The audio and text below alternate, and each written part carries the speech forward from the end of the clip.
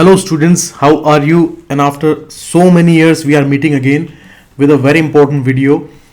और टॉपिक है Indian polity. You see this is such a topic कि अगर वो परफेक्ट आपको हो जाता है तो आपकी प्रिपरेशन का जो वेट है वो आधा रह जाता है. And again it is a topic कि जो सबसे ज़्यादा जिसमें हम भूल जाते हैं चीज़ें, because every page contains more than 20 questions. Her page पे क्वेश्चन है. जो हमारी बुक है लक्ष्मीकांत की, जो पॉलिटी की बुक है, मोस्ट ऑफ द क्वेश्चंस वहीं से आते हैं. So I have started with a important series जिसमें चैप्टर वाइज MCQs के थ्रू हम पॉलिटी को परफेक्ट करने की कोशिश करेंगे. Okay, so let's start. You see the constitution starts here. और ये जो प्रियम्बल है इससे भी बहुत बार क्वेश्चन आया हुआ है, इसको कभी भी इग्नोर नहीं करें. फर्स्ट चैप्टर है हिस्टोरिकल बैकग्राउंड. जो हमारा कॉन्स्टिट्यूशनल फ्रेमवर्क जो था, जो स्टार्ट हुआ था, उसका हिस्टोरिकल बैकग्राउंड सबसे पहले पढ़ते हैं. और जिसमें हिस्ट्री का कुछ पार्ट ऑब्वियसली आता ही है, but mainly it is more centric towards the starting framework of the Indian constitution, कि कैसे कैसे बना था, उसकी क्या हिस्ट्री रही थी. यू सी कॉलोनियल इंडिया का ये पिक्चर है और ये 1946 में आई थिंक जो है सम ब्रिटिश पर्सन ने इसको बनाया था, जिसमें आप देखते हैं कि वो कैसे इंडिया को देखते थे.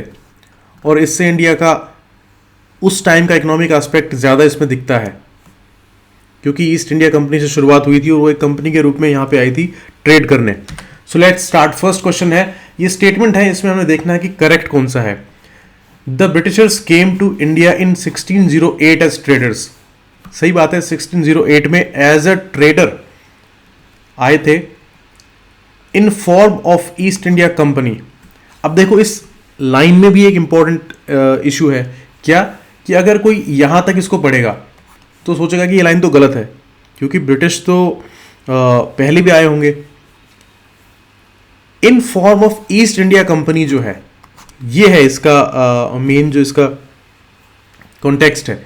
तो ईस्ट इंडिया कंपनी 1608 में ही आई थी, which had the exclusive right of trading in India. Exclusive means कि this company was only allowed, कोई और कंपनी अलाउड नहीं थी, under a charter granted by Queen Victoria in 1600. तो क्या ऐसा है कि क्वीन विक्टोरिया फर्स्ट ने 1600 ईयर में और एक चार्टर इशू किया था, और उसके अकॉर्डिंग जो है ये कंपनी 1608 में यहां ट्रेड करने आई थी. क्या ये करेक्ट है सेंटेंस? देखते हैं. Next, as per treaty of Allahabad in 1765 Nawab Sirajuddaulah was forced to granting the East India Company Diwani rights. क्या ये चीज सही है? दीवानी राइट्स, देखो दीवानी राइट्स मतलब कि दीवानी फौजदारी, ये आपने नाम सुने होंगे, और ये मुगल हिस्ट्री में इंडिया में those were one of the most popular words. तो दीवानी के अंदर रेवेन्यू राइट्स आते थे और कुछ सिविल लॉज के इश्यूज आते थे. तो क्या वो राइट जो है नवाब सिराजुद्दौला ने ग्रांट किए थे as per treaty of Allahabad? तो पहली चीज, एक ही लाइन में कितने सारे क्वेश्चंस होंगे. ये जो अप्रोच है MCQs के थ्रू, जब हम चीज़ों को रिकॉल करते हैं ना, that is the most important thing, क्योंकि इसमें आपको ट्रीटी ऑफ इलाहाबाद पता लगेगा, क्या था क्या नहीं था, नवाब सिराजुद्दौला कब था, उसका टाइम पता लगेगा, और दीवानी राइट्स क्या है, इस पे क्वेश्चंस जो है पूछ सकते हैं. बंगाल, बिहार, उड़ीसा, ये जो एरिया है इससे क्या रिलेटेड ये है. ठीक है, इतनी सारी चीजें एक ही लाइन के अंदर छुपी हुई हैं. That is why a lot of questions are there, और यही we tend to forget all these things. इसलिए मैं हमेशा कहता हूं कि पॉलिटी एक ऐसा टॉपिक है जिसको हमें डेली बेसिस पे रिवाइज करना चाहिए. एक बुक है, परफेक्ट बुक है आपकी लक्ष्मीकांत, उस बुक को आपको कम से कम भी 50 बार पढ़ना है, तब जाके आप कॉन्फिडेंट होंगे कि ये चीज़ें आप आराम से रिकॉल कर पाएंगे. और MCQs का वे जो है वो सबसे बेस्ट वे है इस तरह के टॉपिक को पढ़ने का, जहां पर हम बार बार भूल जाते हैं, क्योंकि हर लाइन में फैक्ट है. ये लॉजिकल एप्लीकेशन से आप इसको याद नहीं रख पाएंगे. तो क्या 1765 में ट्रीटी ऑफ इलाहाबाद हुई थी और नवाब सिराजुद्दौला ने ये दीवानी राइट्स क्या ग्रांट किए थे? किनको? ब्रिटिशर्स को. कौन सी टेरिटरी के लिए? Bengal, Bihar, Orissa. On behalf of Mughal emperor. तो क्या ये सेंटेंस सही है, इसको देखते हैं। East India Company rule started with the regulating act of 1773 and lasted till the interim government formation in 1946 in India. क्या ये बात सच है कि ईस्ट इंडिया कंपनी का रूल रेगुलेटिंग एक्ट से स्टार्ट हुआ था, जो कि 1946 में जब इंटरिम गवर्नमेंट बन गई थी इंडिया में, तब तक वो चला? तो देखो, सारे अपने को जो ऑप्शंस हैं, मतलब जो स्टेटमेंट्स हैं, उनमें बहुत सारे क्वेश्चन छुपे हुए हैं।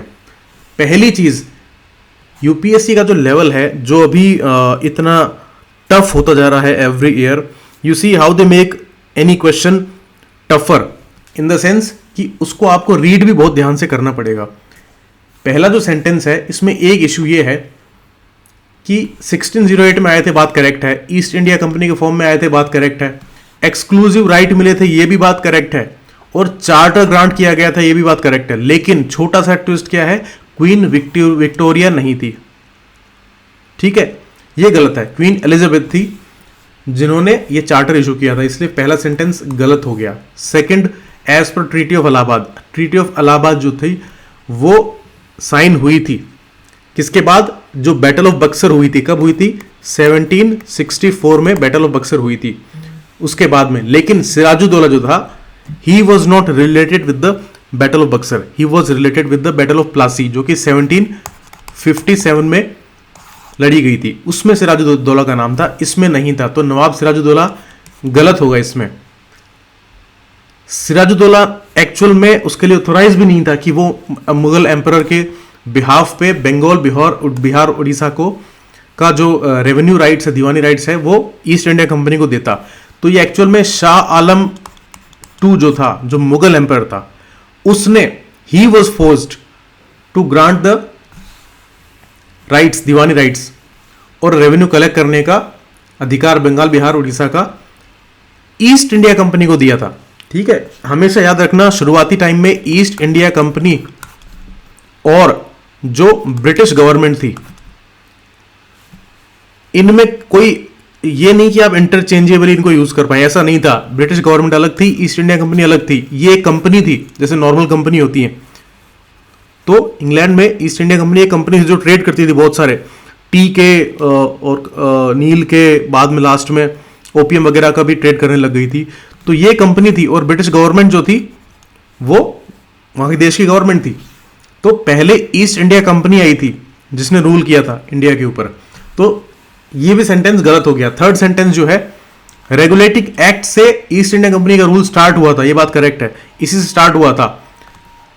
लेकिन ये लास्ट 1946 तक नहीं किया था ईस्ट इंडिया कंपनी का रूल जो है वो एंड हो गया था। कब? जब 1857 की क्रांति हुई थी, उसके बाद में गवर्नमेंट ऑफ इंडिया एक्ट आया था 1858 में, तब तक ही इसका रूल चला था। उसके बाद में ब्रिटिश क्राउन जो था उसके हाथ में सारी सत्ता चली गई थी। ठीक है, इसलिए इसका आंसर होगा डी, नन। तो सेंटेंस आपको बहुत ध्यान से पढ़ने हैं सारे। ट्रीटी ऑफ इलाहाबाद 16 अगस्त 1765 को साइन की गई थी। मुगल एम्परर शाह आलम II, जो कि लेट एम्परर आलमगीर II का बेटा था। और किसके साथ की थी ट्रीटी? रॉबर्ट क्लाइव, जो ईस्ट इंडिया कंपनी का पर्सन था। और इसको कभी कहीं पर लिखा हो ब्रिटिश गवर्नमेंट, नहीं, ये ईस्ट इंडिया कंपनी की तरफ से था। ठीक है, और ये बैटल ऑफ बक्सर कब लड़ी गई थी? 22 अक्टूबर 1764। आपके यूपीएससी में या स्टेट पीसीएस में या किसी और एग्जाम में कई बार डेट्स भी पूछते हैं कि ये डेट जो है इसको बताइए कि कौन सा वाला करेक्ट है बैटल ऑफ बक्सर का। तो 22 अक्टूबर 1764। ये डेट्स भी जो फेमस जो बैटल्स हैं वो बहुत इंपॉर्टेंट हैं। ये देखिए 1781 का ये पिक्चर है जिसके अंदर प्रिजनर दिखाया गया है शाह आलम II को, ईस्ट इंडिया कंपनी का। और ये वो ओरिजिनल जिसका पिक्चर है जो ये ट्रीटी थी, इलाहाबाद ट्रीटी। ये देखिए how sincere the calligraphy was even in that time. Second question है, East India Company 1772 company act, also known as regulating act of 1773, was an act of East India Company intended to overhaul the management of the East India Company's affair in India। और India में कहा? Mainly Bengal. तो देखो, सबसे पहले बंगाल से ही start हुआ था, ठीक है, जो प्रेसिडेंसी जो थी वो सबसे इंपॉर्टेंट थी। तो ये तो बात करेक्ट है, कंपनी का फेयर बंगाल से स्टार्ट हुए थे और वहीं से इंडिया कंट्रोल करने की बात स्टार्ट हुई थी। तो ईस्ट इंडिया कंपनी एक्ट 1772, ये क्या ये एक्ट था? हाँ ये एक्ट था, और इसी के बाद ही रेगुलेटिंग एक्ट 1773 के रूप में ये फेमस हुआ था। ठीक है, टाइम लगता है कोई एक्ट को फाइनल एग्जीक्यूशन उसका स्टार्ट हो, तो 1773 में ही ये रेगुलेटिंग एक्ट आया था।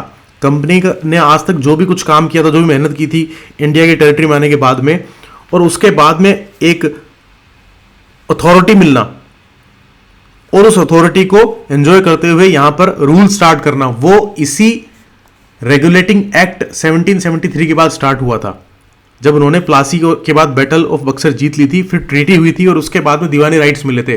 तो तब से एक तरह से इनकी सरकार स्टार्ट हुई थी, और उसी को रेगुलेट करने के लिए, रेगुलेट क्यों कहते हैं इसका भी क्वेश्चन आपसे पूछ सकते हैं। रेगुलेशन क्यों आया? रेगुलेशन किसके ऊपर था? ये रेगुलेशन लाया था ब्रिटिश गवर्नमेंट ने। किसके ऊपर? ईस्ट इंडिया कंपनी के ऊपर, क्योंकि डेट बहुत ज्यादा थे उस टाइम पर। ईस्ट इंडिया कंपनी बहुत कर्जे में थी उस टाइम पर, और आपको पता होगा अमेरिकन रेवोल्यूशनरी वॉर चली थी बहुत लंबे टाइम तक, और वो इसी पीरियड के दौरान ही खत्म हुई थी। तो वहां पर ट्रेड की और बहुत सारे इश्यूज आ गए थे, और ईस्ट इंडिया कंपनी काफी ज्यादा कर्जे में थी। तो इसकी सारी की हुई मेहनत थी, लेकिन नजरें किसकी हो गई थी? ब्रिटिश क्राउन की हो गई थी कि नई कॉलोनी जो है इंडिया रहेगा आगे फ्यूचर में, और सारी मेहनत ईस्ट इंडिया कंपनी ने की है। हालांकि इंडिया के लिए उसका कॉन्टेक्स्ट अलग था, हमारे ऊपर तो वो राज कर रहे थे, तो that was a negative sense all together. But ये ब्रिटिश क्राउन जो था, गवर्नमेंट जो थी, उनके लिए एक अपॉर्चुनिटी थी, इसलिए वो उसको कंट्रोल करने लग गए थे। उसके डिविडेंड्स, प्रॉफिट्स के ऊपर भी कई तरह के रेगुलेशंस वो लेके आए थे, इसलिए ये रेगुलेटिंग एक्ट 1773 कहा गया था। तो देखो इस लाइन में भी एक बहुत इंपॉर्टेंट बात है, ये कह रहा है East India company act was an act of east India company. नहीं, गलत। ये एक्ट किसका था? ये एक्ट तो ब्रिटिश गवर्नमेंट का था, एक्ट ईस्ट इंडिया कंपनी नहीं लाती थी, तो ये सेंटेंस गलत हो गया। Second, act elevated governor of Bengal Warren Hastings to governor general of Bengal only so it did not lay the foundation for a centralised administration in India. ये गलत है, ये इंडिया में सेंट्रलाइज्ड एडमिनिस्ट्रेशन की शुरुआत थी। ठीक है,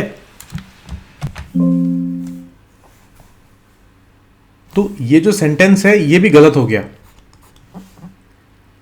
next, Supreme Court was established at Fort William at Calcutta 1774 में। ब्रिटिश जजेस were to be sent to India to administer the British legal system that was used there. तो देखो तीन अलग अलग सेंटेंस हो गए, जिसमें से अब अपने को देखना है कि कौन कौन से ट्रू हैं। तो इसमें सिर्फ तीसरा सही है, ये दोनों गलत हैं। क्यों? क्योंकि सुप्रीम कोर्ट एस्टेब्लिश किया गया था, ये बात बिल्कुल सही है। और फोर्ट विलियम, ये बहुत फेमस फोर्ट था उस टाइम का, फोर्ट विलियम में एस्टेब्लिश हुआ था उसका ऑफिस, और ब्रिटिश जजेस ही आते थे यहां पर, और वो इस लीगल सिस्टम को एडमिनिस्टर करते थे। ये बहुत ही इंपॉर्टेंट इशू था, बहुत ही इंपॉर्टेंट एक टाइम था जब जुडिशरी का एक एस्पेक्ट आया था, क्योंकि ईस्ट इंडिया कंपनी अब रूल करने लगी थी, और ब्रिटिश गवर्नमेंट ने एक इंपॉर्टेंट स्टेप क्या लिया कि जुडिशरी को वहां पर एस्टेब्लिश किया। और सुप्रीम कोर्ट, आज हम सुनते हैं सुप्रीम कोर्ट एक सुप्रीम बॉडी है जुडिशरी में, तो वैसे ही सुप्रीम कोर्ट एस्टेब्लिश किया था। और इसके कारण क्या हुआ, जब कोर्ट आता है तो एक तरफ क्या होता है, मान लीजिए कहीं पर गवर्नमेंट होती है, वो अपना लेजिस्लेशन लाती है, कोई काम का एग्जीक्यूशन करती है, लेकिन उन चीजों को सही या गलत कौन ठहराएगा? वो कोर्ट ठहराएगा। तो कोर्ट एक तरह से उसके ऊपर क्या होता है, उस पर चेक रखता है। तो वैसा ही एक चेक जो है इस कोर्ट ने भी रखने का एक स्टेप लिया था। इसलिए जो गवर्नर जनरल जो बना, जो वारन हेस्टिंग्स सबसे पहला था, उसके बहुत इशू हुए थे। जब ये चीफ जस्टिस इम्पी आई थिंक था जो सबसे पहला इंडिया में आया था, इस सुप्रीम कोर्ट का जो चीफ जस्टिस था, उसके साथ बहुत टसल रहती थी, हमेशा रहती थी। ठीक है, तो ये जो सेंटेंस है सिर्फ सही है, बाकी दोनों गलत हैं। इसका आंसर होगा सी। ये देखो, ये ईस्ट इंडिया टी कंपनी थी। ये सारे इश्यूज इसमें जो बताए गए हैं कि जो एक्ट था रेगुलेटिंग एक्ट, उसमें क्या क्या एक तरह से लिमिटेशंस लगा दी थी उसके ऊपर। एक तो जो डिविडेंड जो थे कंपनी के, कंपनी काम करती है, प्रॉफिट कमाती है, उसका डिविडेंड भी बांटती है वो, तो उसके अंदर 6% पे उसको कैप कर दिया था। क्यों? क्योंकि 1.5 मिलियन ये जो पाउंड का जो लोन था वो उनको वापस चुकाना था। ठीक है, इसलिए उन्होंने एक कंडीशन क्या लगाई, जो कोर्ट ऑफ डायरेक्टर, जो कंपनी के जो कोर्ट ऑफ डायरेक्टर थे, उनको 4 साल के टर्म के ऊपर रिस्ट्रिक्ट कर दिया, उससे ज़्यादा वो रह नहीं सकते। तो ये पहला स्टेप था, first step taken by the British government to regulate. एक और इंपॉर्टेंट चीज़, ये बहुत बार एग्जाम्स में क्वेश्चन पूछा गया है कि ये कौन सा वाला स्टेप इनके जो कंडक्ट के ऊपर उठाया गया था पहली बार, वो क्या था कि जो ईस्ट इंडिया कंपनी के जो ऑफिसर्स थे वो बहुत करप्ट हो चुके थे, उनको बहुत ही ज़्यादा मतलब ये उनके रिगार्डिंग ये कहा जाता था कि वो बहुत ज़्यादा भ्रष्टाचार करते थे और लूट लूट के उन्होंने काफ़ी प्रॉपर्टीज़ अपने लंदन में और वहाँ पर अपने देश में जमा कर ली थी। तो इन्होंने ऑफिशियली प्रोहिबिट कर दिया सारे सर्वेंट्स को कि वो कोई भी प्राइवेट ट्रेड में इन्वॉल्व नहीं होंगे और ना ही कोई ब्राइब या जिसको बोलते हैं रिश्वत जो है नेटिव से लेंगे। ये क्लियरली इन्होंने इस एक्ट में लिखा था।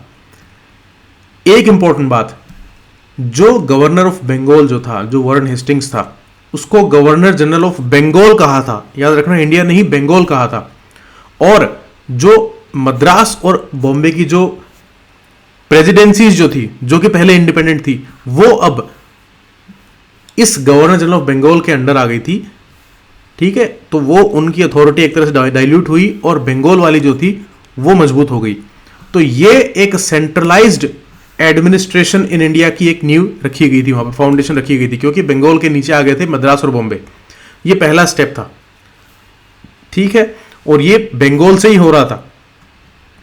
तो सबसे पहले दीवानी राइट्स किसको दिए गए थे? बंगाल, बिहार, उड़ीसा के दिए गए थे, और वहीं के गवर्नर को गवर्नर जनरल बनाया गया था, और मद्रास और बॉम्बे वाली इसके सबॉर्डिनेट कर दी गई थी। तो ये आपको याद रखना है कि इस तरह से उन्होंने सेंट्रलाइज्ड एडमिनिस्ट्रेशन की नींव रखी थी इंडिया में। एक और इंपॉर्टेंट बात कि गवर्नर जनरल जो बंगाल का था, उसके साथ में 4 एडिशनल आदमी उन्होंने रख दिए थे, वो एक काउंसिल बना दी थी, और वो एग्जीक्यूटिव काउंसिल थी बंगाल की, गवर्नर जनरल की काउंसिल, उसकी हेल्प करने के लिए।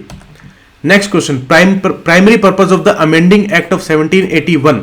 देखो 1773 में ये रेगुलेटिंग एक्ट आया, लेकिन बहुत सारी कमियां थी, और जब पहली बार जब इन्होंने ये राज करना स्टार्ट किया, रेवेन्यू लेना स्टार्ट किया, बहुत सारे एडमिनिस्ट्रेशन की दिक्कतें भी आई थी। कोई भी एक्ट परफेक्ट नहीं होता, तो इस एक्ट के अंदर भी बहुत सारी खामियां थी, लिमिटेशंस थी, और उनको सही करने के लिए अमेंडिंग एक्ट आया था। और सबसे बड़ी प्रॉब्लम तो क्या हो गई थी, जो सुप्रीम कोर्ट जो स्टैब्लिश किया गया था फोर्ट विलियम में 1774 में, उसके साथ बहुत टसल था गवर्नर जनरल का। तो मेनली उसके लिए अमेंडिंग एक्ट आया था। तो इसका प्राइमरी पर्पस क्या था कि रॉबर्ट क्लाइव ने जो ड्यूअल सिस्टम किया था उसको अबॉलिश करना, या फिर रेगुलेटिंग एक्ट की एम्बिग्यूटीज को, डिफेक्ट्स को रिमूव करना, या ईस्ट इंडिया कंपनी से पावर जो है ब्रिटिश क्राउन को शिफ्ट करना, नहीं, और गवर्नर जनरल ऑफ इंडिया का ऑफिस को एस्टेब्लिश करना। देखो चीजें सारी ही हुई थी, लेकिन ये अलग क्रोनोलॉजिकल ऑर्डर में हुई थी। इसका आंसर होगा डिफेक्ट्स को रिमूव करने के लिए, बी इसका आंसर है। क्योंकि इसका क्वेश्चन, हमें हमेशा ही क्वेश्चन को देखना है कि वो पूछना क्या चाहता है, उसका कॉन्टेक्स्ट क्या है। चीजें बहुत ज्यादा इंटर रिलेटेड होती है हमेशा, तो कॉन्टेक्स्ट जानना हमें बहुत जरूरी है, क्वेश्चन में पूछना क्या चाहता है, और उसके बाद में स्टेटमेंट्स को बहुत ध्यान से पढ़ना बहुत जरूरी है, तभी आप सही आंसर को टिक कर पाओगे। अदरवाइज ये बहुत ही माइन्यूट सा खेल है, A B C D similar से ऑप्शन है, बी आंसर होता और आपने सी टिक कर दिया क्योंकि सिमिलर लग रहे हैं, क्योंकि आप समझने में हेरफेर हो गया, तो आपको सी सही लग रहा है, लेकिन एक्चुअल में आंसर था बी। तो यहां पर आपको मार्क्स मिलते, यहां पर नेगेटिव हो गए मार्क्स, जो आपके आए इससे पहले वाले क्वेश्चन तक वो भी उसमें से माइनस हो गए, और यहां प्लस होते। तो ये चीजें बहुत ध्यान रखना है, और इसी तरह से क्वेश्चन का लेवल टफ किया जाता है कि ये समझने में फेर हो जाए। जो अच्छे तरीके से शांति से जिसने समझा है, पढ़ा है, चीज़ों को रिकॉल किया है और समझ के पढ़ा है, वही इंसान सही इंटरप्रेट कर पाएगा क्वेश्चन को, और वो मार्क्स को प्लस करेगा। ये देखो क्लैरिफिकेशन थे इसमें, डिफेक्ट्स को दूर किया गया था, और सुप्रीम कोर्ट और गवर्नर जनरल काउंसिल के आपस के जो इश्यूज को इन्होंने दूर करने की कोशिश की थी। नेक्स्ट क्वेश्चन है, amending act of 1781 supreme court at Calcutta was prohibited from exercising jurisdiction over. देखो इसमें सुप्रीम कोर्ट जो था उसके ऊपर भी बहुत सारे रेस्ट्रिक्शन लगाए गए थे, क्योंकि जब शुरुआत में ये एस्टेब्लिश हुआ तो ये भी अपनी अथॉरिटी को बहुत ज़्यादा दिखा रहा था, सुप्रीम कोर्ट असर्ट कर रहा था, और जिससे उनको दिक्कत हो रही थी गवर्नर जनरल ऑफ बंगाल को, और इसलिए बार बार ये वो शिकायत करते थे ब्रिटिश गवर्नमेंट से। तो कुछ रेस्ट्रिक्शन सुप्रीम कोर्ट के ऊपर लगाई गई थी। तो जुरिसडिक्शन जो था सुप्रीम कोर्ट का उसको भी थोड़ा सा लिमिट किया गया था। अब देखो इसमें कौन कौन से सही है। गवर्नर जनरल और काउंसिल का जो ऑफिशियल कैपेसिटी में जो काम किया गया था, क्या उसको प्रोहिबिट किया गया था सुप्रीम कोर्ट के लिए। नेक्स्ट, जो servants of the company residing outside Calcutta, क्या उनको प्रोहिबिट किया गया था, उसके ऊपर अपना जुरिसडिक्शन एक्सरसाइज करने के लिए प्रोहिबिट क्या किया गया था। Indian natives employed by the company, क्या उनके लिए था, या ब्रिटिश सब्जेक्ट्स रिजाइडिंग इन कलकत्ता। देखो ये सारी अलग अलग कैटेगरी है। एक तो गवर्नर जनरल जो काम कर रहा था वहां पर, और उसकी काउंसिल थी, ठीक है, और वो ऑफिशियल कैपेसिटी में जो काम करते थे उसके अंदर कोई भी दखल अंदाजी सुप्रीम कोर्ट नहीं करेगा, ये कहा गया था। तो ये बात ठीक है, उसके लिए प्रोहिबिट किया गया था। नेक्स्ट, जो सर्वेंट्स ऑफ द कंपनी, ये भी कहा कि कंपनी जो भी सर्वेंट्स यहाँ से भी अगर लेती है और जो उनके खुद के ऑफिसर जो वगैरह जो हैं, उनका भी जो ऑफिशियल कैपेसिटी का जो काम है उसके ऊपर सुप्रीम कोर्ट जो है वो उसमें दखल अंदाजी नहीं करेगा। Indian natives employed by the company, उनके लिए भी ये सेम था। ब्रिटिश सब्जेक्ट्स रिजाइडिंग इन कलकत्ता, अब इसके रिगार्डिंग ये बात कहीं पर भी लिखी नहीं गई थी, कहा नहीं गया था। ये स्पेसिफिकली उनके लिए था कि सुप्रीम कोर्ट उसके काम में दखल अंदाजी ना करे जो कि गवर्नर जनरल और उनकी जो भी स्टाफ है जो ऑफिशियल कैपेसिटी में काम करते हैं उसके रिगार्डिंग। ठीक है, तो इसमें आंसर क्या हो जाएगा सही, करेक्ट, बी 1 2 3, क्योंकि फोर्थ जो है इसके ऊपर सुप्रीम कोर्ट को दिया गया था कि आपका जुरिसडिक्शन इसकी इनके ऊपर रहेगा, चाहे वो ब्रिटिश सब्जेक्ट्स हों या इंडियन सब्जेक्ट्स हों, लेकिन अगर वो कंपनी उनको एम्प्लॉय करती है तो उनके ऊपर दखल अंदाजी नहीं करेगा।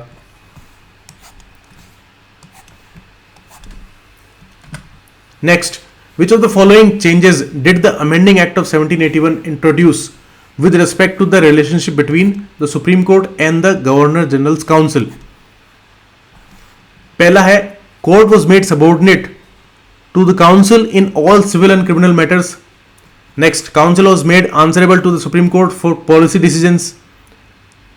Jurisdictional conflict between the two was clarified by excluding council's executive acts from judicial review, and the council was given authority to appoint judges to the Supreme Court. देखो, काउंसिल जजेस अपॉइंट नहीं करती थी, तो ये बात जो है वो गलत ही है। जुरिसडिक्शनल कॉन्फ्लिक्ट जो है वो जरूर दूर किया गया था, क्योंकि अभी हमने बात करी कि उनके काम में वो दखल नहीं देंगे, ऑफिशियल जो भी काम होंगे, एग्जीक्यूटिव जो टास्क होंगे उनमें वो सुप्रीम कोर्ट दखल नहीं देगा, तो ये बात करेक्ट है, सी।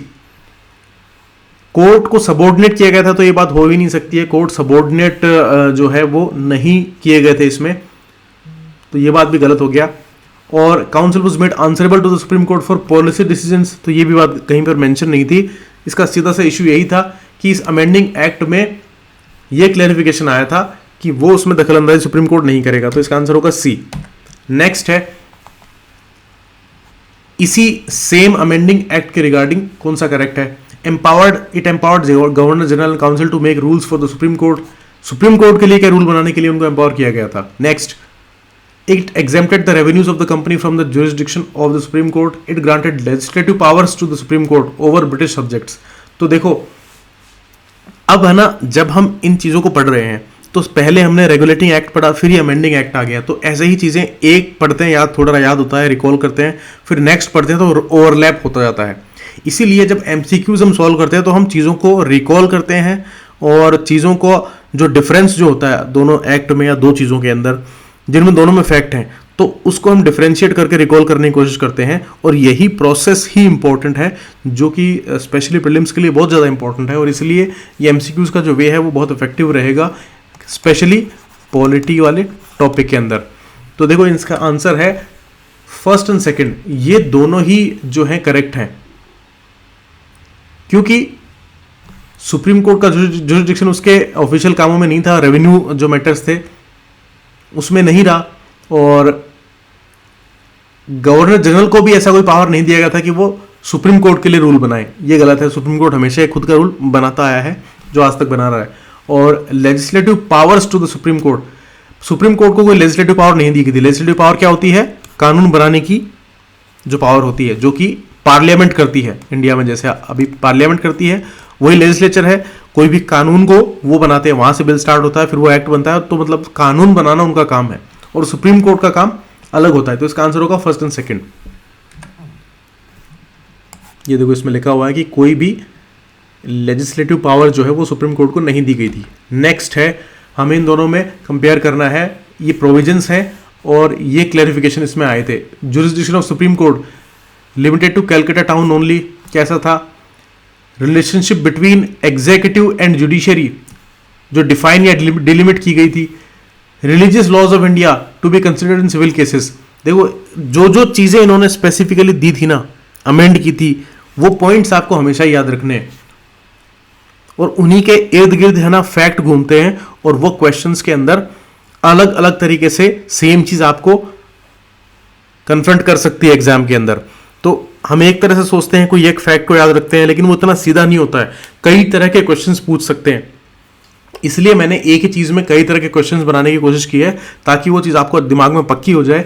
और इसीलिए अलग अलग टाइप के जो है हर फैक्ट के ऊपर क्वेश्चन मैंने बनाने की कोशिश की है। तो इसका आंसर क्या हो जाएगा? फर्स्ट, सेकंड एंड थर्ड तीनों ही करेक्टली मैच है। क्यों?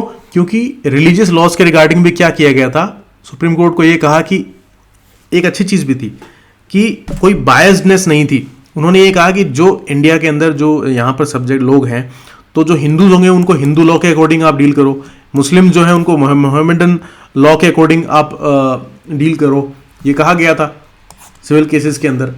जुडिशरी और एग्जीक्यूटिव, एग्जीक्यूटिव क्या था? जो गवर्नर जनरल था, जुडिशरी जो सुप्रीम कोर्ट था, इनके बीच में रिलेशन को डिफाइन किया गया था, बिल्कुल करेक्ट है। और सुप्रीम कोर्ट का जुरिडिक्शन सिर्फ कलकत्ता टाउन तक ही लिमिटेड था, ये भी आपको याद रखना है। तो तीनों इसमें करेक्ट है। नेक्स्ट है कॉन्स्टिट्यूशनल सिग्निफिकेंस इसी पर्टिकुलर अमेंडिंग एक्ट का। अब देखो इतने सारे क्वेश्चंस से क्या आपको फर्क पड़ने वाला है, मैं आपको बताता हूं। हमने पहले रेगुलेटिंग एक्ट पढ़ा, जब हम अमेंडिंग एक्ट पढ़ते हैं तो वो चीज और स्ट्रांगली हमारे दिमाग में बैठती है, जो कि रेगुलेटिंग एक्ट 1773 में थी, क्योंकि उससे से रिलेटेड इश्यूज इस अमेंडिंग एक्ट में आए थे। तो आपको दोनों चीजें पक्की हो जाएंगी, आप इनको भूलेंगे नहीं जब भी अगर आप ध्यान से इनको सुनेंगे। तो इसमें बताना है कि बेस्ट रिफ्लेक्ट क्या करता है। पहला है पार्लियामेंट्री सोवरेनिटी का फाउंडेशन क्या इसने रखा था इंडिया में। दूसरा, यूनिफॉर्म सिविल कोड क्या ब्रिटिश इंडिया के अंदर इसने स्टैब्लिश किया था। तीसरा, separation between executive and judiciary British India में इन्होंने स्थापित की थी। और रिस्पॉन्सिबल गवर्नमेंट इन बंगाल का क्या इन्होंने इंट्रोडक्शन किया था। देखो रिस्पॉन्सिबल गवर्नमेंट की तो बात कहीं आती ही नहीं है, रिस्पॉन्सिबल तो वो शुरुआत में थे ही नहीं, तो इसका कहीं मेंशन भी नहीं है, तो ये बात गलत है। पार्लियामेंट्री सोवरेनिटी, देखो पार्लियामेंट का तो कोई इशू ही नहीं आया, तो पार्लियामेंट का इशू ही अब तक नहीं आया है, तो ये तो सिर्फ बंगाल की सरकार चल रही थी, तो पार्लियामेंट्री सोवरेनिटी का तो इशू इंडिया में इनिशिएट ही नहीं हुआ था, तो ये बात गलत है। इस अमेंडिंग एक्ट में ऐसा कुछ भी नहीं था। यूनिफॉर्म सिविल कोड, ये भी कोई ऐसी कोई बात इसमें नहीं आई थी। लेकिन एक बात बिल्कुल क्लियरली थी कि एग्जीक्यूटिव और जुडिशियरी के बीच में सेपरेशन ये जरूर रिफ्लेक्ट हुआ था इसके अमेंडिंग फीचर्स के अंदर, जो कि क्लियरली कहा, मतलब कि सेपरेट कर दिया गया था कि आप ये काम करोगे, ये काम नहीं करोगे, इस चीज में आपका जुरिडिक्शन रहेगा, इस काम में नहीं रहेगा। तो ये बहुत इंपॉर्टेंट बात थी। और ये separation of judiciary and legislative, ये कॉन्सेप्ट जो है वो आगे तक चलता है, आज तक चलता है। तो सी इसका आंसर है। नेक्स्ट है amending act of 1781 directed that in civil cases involving Indian natives.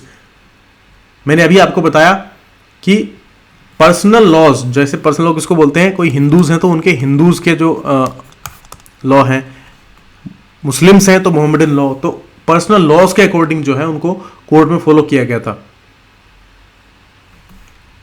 तो इसमें बताना है कि करेक्ट क्या होगा।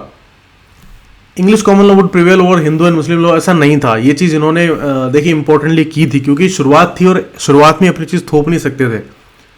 ठीक है, ये ईस्ट इंडिया कंपनी की राज करने की शुरुआत थी एक तरह से। तो ये पहला चीज गलत है कि ऐसा उन्होंने नहीं किया था कि अपने इंग्लिश कॉमन लॉ को उसके ऊपर थोपा हो, नहीं, पर्सनल लॉ फॉलो करने की बात थी। तो इसका आंसर है बी। इनहेरिटेंस, मैरिज, कास्ट, इन सब के इश्यूज में पर्सनल लॉज जो रिलीजियस लॉज थे अपने अपने, उनको रिस्पेक्ट करना था और उसी को फॉलो करना था। नेक्स्ट है, which of the following was not a result of the amending act? Reduction in judicial interference in companies revenue matters, clear demarcation between executive and judicial power, end of companies monopoly in trade, recognition of personal law of natives in civil matters. Not a result, देखो ये तो result था, recognition हुआ था, clear demarcation भी हुआ था executive और जुडिशरी में, और जुडिशियल इंटरफेरेंस को भी कम किया गया था, रिड्यूस किया गया था। तो इसका आंसर है C, end of the company's monopoly, क्योंकि इंडिया ये कंपनी की मोनोपोली ट्रेड में बहुत बाद में जाके खत्म हुई थी। 1813 में जो चार्टर एक्ट आया था उसमें जाके ये मोनोपोली एंड हुई थी। ठीक है, मोनोपोली बहुत एक इंपॉर्टेंट इशू था। मोनोपोली ट्रेड में ईस्ट इंडिया कंपनी की थी जब ये शुरुआत हुई थी रेगुलेटिंग एक्ट में, और उसके बाद में ये 1608 में वो एक्सक्लूसिव राइट लेके आए थे, और ये 1813 तक रहा था। ठीक है, नेक्स्ट है, किस कॉन्टेक्स्ट में ब्रिटिश पार्लियामेंट ने इस अमेंडिंग एक्ट को पास किया था? तो सीधा सा है, जो मैंने आपको बताया कि ये इंटेंस इशू ही सुप्रीम कोर्ट और गवर्नर जनरल के बीच में था, और उसी के लिए ही ये आया था। ठीक है, तो इसका आंसर भी ए सीधा सही है। बाकी ऑप्शन जो है वो इसमें लागू नहीं हुए थे। ठीक है, क्योंकि मद्रास के कोई सेटलर्स की कंप्लेंट, कोई ऐसा इशू मेंशन नहीं था। इस एक्ट का आना इंपॉर्टेंटली अमेंडिंग एक्ट का इस कारण से था कि इंटेंस कॉन्फ्लिक्ट हो गया था दोनों के बीच में। ये देखो, ये जस्टिस एलाजा एमपी थे, इनका टसल चला था। नेक्स्ट है, primary objective of Pitt's India act of 1784। देखो, ये 1784 के अंदर ये एक्ट आया था। उस टाइम पर वहां के विलियम पिट थे प्राइम मिनिस्टर, इसलिए विलियम पिट के नाम पर पिट्स इंडिया एक्ट ये पड़ा था। इसका प्राइमरी ऑब्जेक्टिव क्या था? ये 1784 में आया था, रेगुलेटिंग एक्ट के 11 साल बाद, और अमेंडिंग एक्ट के 3 साल बाद में ही ये लाना पड़ा था। ईस्ट इंडिया कंपनी की ट्रेड मोनोपोली को क्या एंड करना था? नहीं, अभी हमने डिस्कस किया है। Companies political function under British government control, क्या ये इसका मोटिव था? इंडियन एडमिनिस्ट्रेशन को डायरेक्टली क्राउन के अंडर लेके आना, क्या ये मोटिव था? नहीं, इसमें नहीं हुआ था। पार्लियामेंट्री रिप्रेजेंटेशन फॉर इंडिया, ये भी ऐसा कोई इशू नहीं था। मेन इशू था इसमें जो ड्यूअल सिस्टम स्टार्ट किया गया था, जिसमें कोर्ट ऑफ डायरेक्टर्स और बोर्ड ऑफ कंट्रोल, एक बीओसी आया था। ये सबसे इंपॉर्टेंट एस्पेक्ट था इस पिट्स इंडिया एक्ट का, जिसमें एक बोर्ड ऑफ कंट्रोल बना दिया गया था, और पॉलिटिकल और जो फंक्शन थे उसके एग्जीक्यूटिव और एडमिनिस्ट्रेशन वाले, कॉमर्शियल, उन सब में एक डिफरेंस बता दिया गया था। तो पॉलिटिकल फंक्शंस को कंट्रोल करने के लिए बोर्ड ऑफ कंट्रोल इसमें बनाया गया था।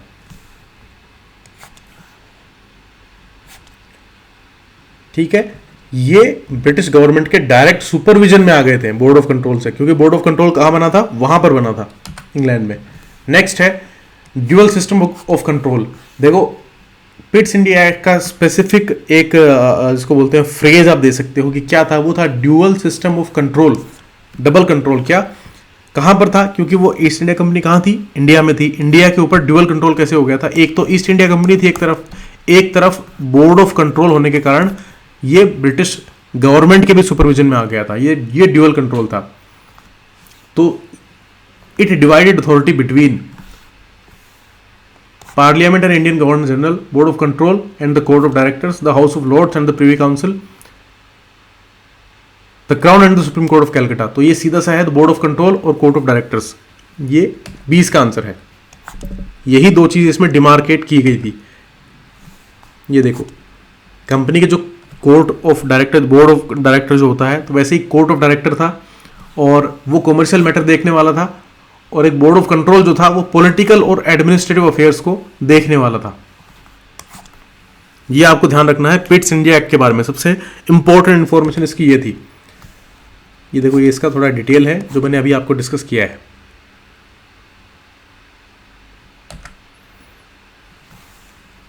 इसमें अब कौन कौन थे बोर्ड ऑफ कंट्रोल में?